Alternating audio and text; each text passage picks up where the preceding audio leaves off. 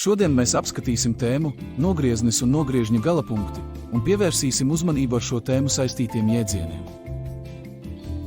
Iedomājies, ka tu velc līniju no viena punkta līdz otram. Šī līnija starp diviem punktiem ir nogrieznis. Nogrieznis ir taisnas daļa, kas ierobežota ar diviem galapunktiem. Galapunkti ir divi punkti, kas atrodas nogriežņa abos galos. Šie punkti norāda, kur nogrieznis sākas un beidzas. Iekšējie punkti ir tie punkti, kas atrodas starp nogriežņa galapunktiem. Ja iedomājamies nogriezni kā vadu, uz kura sēž putni, tad iekšējie punkti ir tie putni, kas nav sākums vai beigas. Nogriežņa garums ir attālums starp tā galapunktiem. To var izmērīt, izmantojot lineālu vai citu mērīšanas instrumentu. Piemēram, ja mēs mērām nogriezni no punkta B līdz punktam C, tad nogriežņa garums ir attālums no B līdz C. Divi nogriežņi tiek uzskatīti par vienādiem, ja to garumi ir vienādi.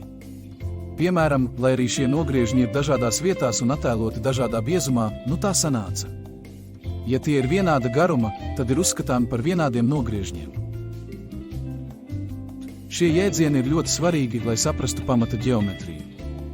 Nogriežņi ir viens no pamatelementiem daudzās ģeometriskās konstrukcijās un uzdevumos.